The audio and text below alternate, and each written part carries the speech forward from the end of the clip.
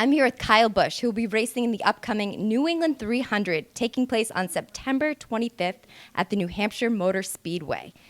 Can you tell us about how you've been preparing for this race? Is there anything that you've done differently from last year to this year? Well, certainly we've looked at what our setups was last year and what things we need to change in order to make our car better. We blew a tire last time here, and so we don't want to have that happen again, but we've had a lot of second place finishes. We've won here twice and had a good run going in the spring, ended up finishing 6th or 7th. So definitely studying some film, looking at some of those things, how the restarts kind of play out. That's always challenging at this racetrack, and seeing what kind of action-packed adventures we'll have this time around. You and your team seem to be very comfortable at this racetrack. Is there anything specifically about this track that really seems to be that gives you the drive and the determination to succeed? Well, I think the biggest thing about New Hampshire is that it's a chase race, and you've got to be good here in order to succeed in the chase. So we go to Chicago, we come to New Hampshire, we then go to Dover. That's the first round of the chase. So being able to get through those first 3 events solidly, you don't have to win in order to make your way through, but you got to get through those races with top 10 finishes in order to point your way through at least. So having a good, strong foundation to base yourself off of at the beginning of the chase is always a good thing. And this will be the second race of the chase, second of 10. That's right. How do you feel that your team is at this point in the season? This race takes a physical toll on your body. Mm-hmm. The race weekend itself, can you speak more about how your body adjusts to all of the conditions? Well, it's actually a little bit easier coming this time around to New Hampshire. It's going to be the end of September, so temperatures will be a little bit cooler. It is still a longer race, kind of for a mile racetrack. 300 laps is a long distance, but having some fun being there. The last time we were there, we ran up front, and look forward to this time around being able to run up front again.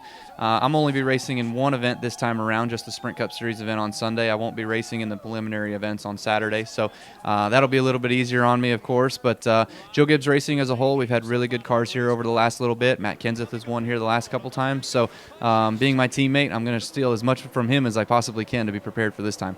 Well, it sounds like it's going to be a really fun weekend up at the racetrack.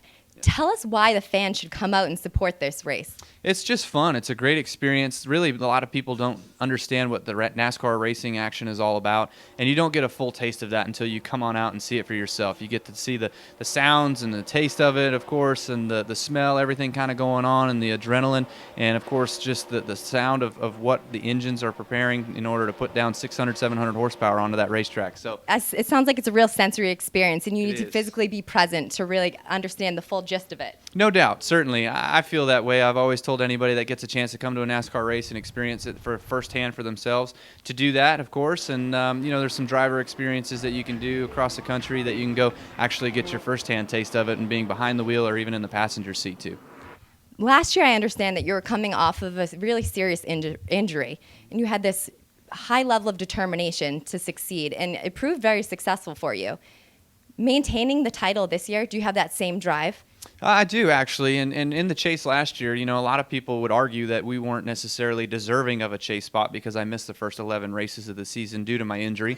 But being able to come back, win 4 races, get in the top 30 in points, we were chase eligible, and we went through and we were just kind of playing with house money. We didn't feel like we were there to win the championship or to lose the championship. We were just going to kind of do what we could do and see how it turned out. And we ended up winning the whole thing and taking it home. So this year around, I feel like I've kind of got that same mentality a little bit, because last year I won the championship, and now it takes that pressure of being able to get your first off of your chest. And so for us to be able to go out there this time around, it gives us a greater opportunity and greater appreciation of just being able to race the races and see how they come about. And as we can see behind you, we have the trophy. Yeah.